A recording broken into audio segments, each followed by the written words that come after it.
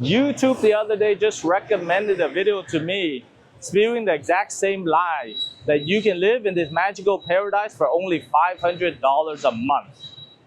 That guy had barely been living in Vietnam for just 1 month, and he's already telling you how cheap it is to live in Vietnam, but probably just to sell you a VPN. But if you want to live in Ho Chi Minh in 2026, the math looks totally different. For this video, I am going to do the exchange rate of $1 to 26,000 VND at the time of shooting this video. And I'm going to break down for what food, rent, utilities, some hidden costs of living here in Vietnam, what changed from last year, and what budget you would need to have a decent life here. My name is Ken Duong, International Business Immigration Attorney with over 17 years of experience helping individuals and companies live, work, invest, and do business here in Vietnam. I've lived here for over 13 years, so today I'm going to tell you what is the cost of living here, especially in Ho Chi Minh City. So let's start with rent. That is where the cheap Vietnam fantasy gets punched right in the face. If you want a decent modern one bedroom in the kind of areas foreigners actually want in Ho Chi Minh City, places like Binh Thanh, District 7, or the better parts of Thao Ding, you are looking to pay between 15 to 25 million VND per month. That is about 580 to 960 US dollars. If you want something more premium, central, and polished, you're looking at paying about 25 to 35 million VND per month. That's about 960 to 1,350 US dollars. And if you want a proper 2-bedroom in a decent condo near the center, 30 to 40 million dong, or about 1,150 to 1,540 dollars. It is no longer a crazy exception because it is common enough that people barely flinch. Now, before somebody rushes to the comments and say, I live in a 1-bedroom for $300 a month. Yes, that exists. But that is not the point. This video is not about the cheapest place that a foreigner can find with luck, some local contacts, and definitely a lower standard of living. It is about what a normal foreigner can reasonably expect for a decent place to live in Ho Chi Minh City that most foreigners actually want to live. Locals and foreigners are not necessarily shopping in the same market. Locals may accept different standards, speak the language, negotiate better, or get access to deals many foreigners simply will not. And yes, compared to the benchmark that people were throwing around from last year, 18 million dong for a 1-bedroom in Thao Ding, the pressure is getting worse, especially in the buildings and places that foreigners actually chase. And why is this happening? First, Thailand got tighter visa-wise. At the same time, it got more expensive. So some long-stay foreigners, remote workers, and content creators started looking harder at Vietnam. Second, because of the Middle East conflict, some influencers and expats started leaving Dubai and looking at Thailand and Vietnam. Also, a lot of Chinese or Korean buyers are buying up 3 to 4 units in those particular towers. And from that, I can notice and see that they're not being used as normal homes.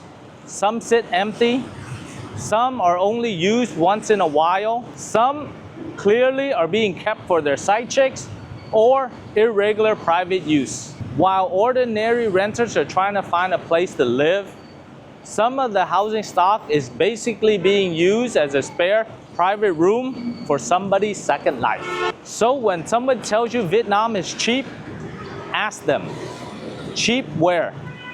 What district? What building? What size? What quality? Because this is not 2018 anymore. Now let's talk about transportation, a category that most people underestimate. If you are just traveling and visiting, Grab is still your best option. But if you live here and use it regularly, the monthly expenses can really add up. I went through my Grab receipts for 25 and 26, and what they showed was not a straight, clean inflation chart. What they show is that Grab is a more serious and unstable category than what people think. A short 15-minute Central City ride can easily run you around 90K to 110K in a car. An airport ride can be around 150K to over 220K depending on timing, tolls, and demand. Even a short routine ride like a gym ride can swing noticeably depending on the day. But once you start doing this regularly, work, meetings, lunches, gyms, dates, moving around, these expenses add up very quickly. If you are a regular Grab user, then your monthly expense can go from 4 to 7 million, which is about $155 to $270 per month. And if you're a really heavy Grab car user,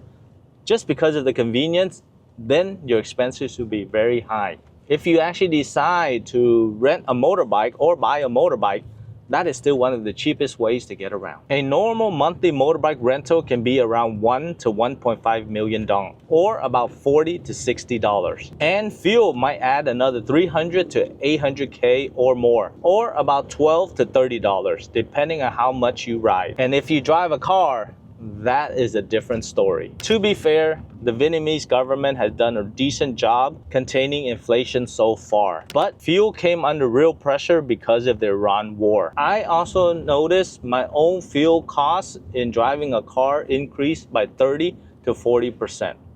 So even if the ride-hailing costs do not increase in a perfectly straight line, fuel pressure can still trickle through transportation and everyday life. So transportation in Vietnam is still manageable, but it is definitely one of those categories that you can treat just as an afterthought. Now let's talk about food, because this is where Vietnam still has value. Also, it's where people love lying about omission. If you eat local, you can still find a bargain. A simple local meal can still be around 40,000 to 70,000, which is roughly $1.50 to $2.70. A local coffee can still be around 15 to 35,000, so well under $1.50. A more cafe-style coffee in a foreign-heavy area can easily run 50,000 to 90,000, or roughly $2 to $3.50. But here is what they skip. If you are living the expat version of life in Vietnam, such as brunch cafes, higher-end coffees, deliveries, date nights, Western comforts, imported groceries, then this bill will change very quickly. A decent casual restaurant in an expat-heavy area can go for about 120 to 250,000 per person. And if you go into a nicer area, it could be a little bit higher than that. Last year, we did a benchmark for a restaurant, roughly about $46 a meal for two with wine. And if you want to go to omakase or high-end sushi, it will be about $120. Groceries tell the same story. If you shop like a local, cook simple meals, and use mostly local ingredients, then your grocery bills can be fairly reasonable. For one person or a very disciplined couple cooking mostly local food, a more local style grocery budget might be around 4 to 6 million dong a month, or about $155 to $230. That gets you the basics: rice, eggs, vegetables, fruit, chicken, pork, sauces, and simple home cooking without too many imported products. If you are shopping like a typical foreigner, you're mixing local groceries with supermarket runs, convenience items, snacks, drinks, and some imported food. You are more realistically looking at a budget about 7 to 10 million per month, which is about $270 to $385. And if you lean harder into imported products, Western ingredients, premium supermarkets, delivery, and comfort shopping, then you're looking at your budget creeping from 12 to 15 million or more very easily, which is about $460 to $580 per month. Just to give you one example of a grocery listing of the basic items such as chicken, eggs, fruit, cucumber, broccoli, rice, and some other items, the bill came out to 765,000 VND. And then there's shrinkflation. Restaurants quietly cut lunch menus. Portions get smaller. Prices creep up without making a big scene about it. This is how cost of living gets worse without always being dramatic in one screenshot. But if you live the comfortable expat lifestyle that most people imagine, This category adds up faster than people think. If you want the real numbers, not the fantasy thumbnails from people that just barely lived here, hit subscribe. We cover the legal, business, and reality of living in Vietnam. So now let's talk about the boring stuff that nobody wants to put on the thumbnails, but everybody pays. So if you are living in Saigon like a normal person and use air conditioning, then your electricity bill matters. A realistic electricity bill for a decent apartment with regular AC use can fall somewhere around 1.5 to 3 million dong a month, sometimes more depending on size and lifestyle. So that is between $60 to $115 plus. You are probably using your internet and phone, and that can go between 500,000 to $1 million. So about $20 to $40. Water is usually not a killer, but building management fees in condos can really add costs on top. The broader point is simple. Air conditioning is not optional in Saigon. Internet is not optional. Phone is not optional. Building fees are not optional if you live in a condo. So when somebody says, I live in Vietnam for almost nothing, what they actually mean is they're mentally deleting all the categories that make life normal. Visa and immigration costs. If you're a foreigner in Vietnam, your immigration status is part of your cost of living.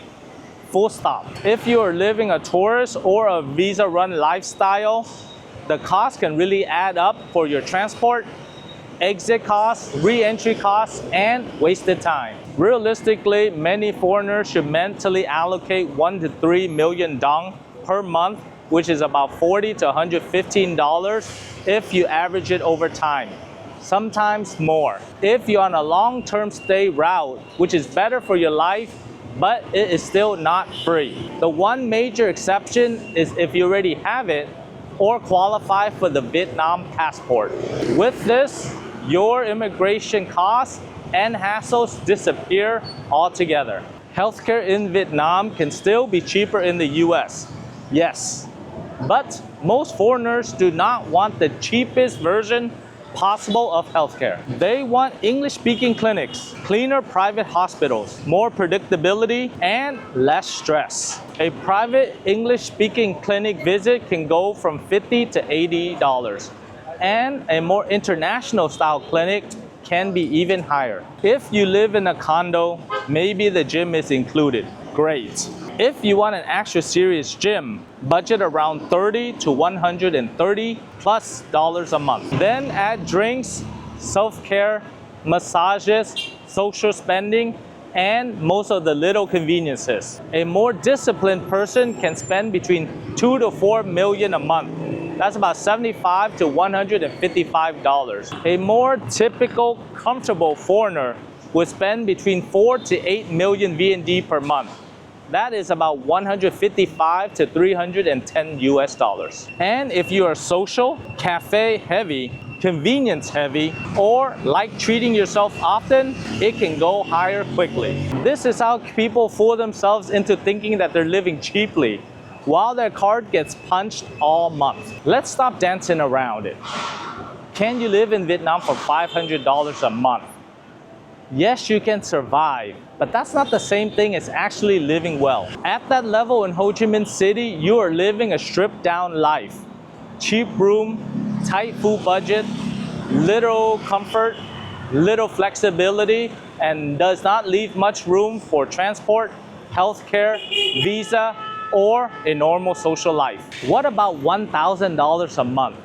Now you're getting into something more realistic, but it's still tight if you're in Saigon looking for a decent apartment and a normal routine. If your dream is to live a modern expat lifestyle in a good area, $1,000 starts to get squeezed fast. What about $1,500 to $2,000 a month? That is a more believable, comfortable lifestyle for a single person or a couple in Ho Chi Minh City. And what about $2,500 and above? Now you have a little bit more breathing room.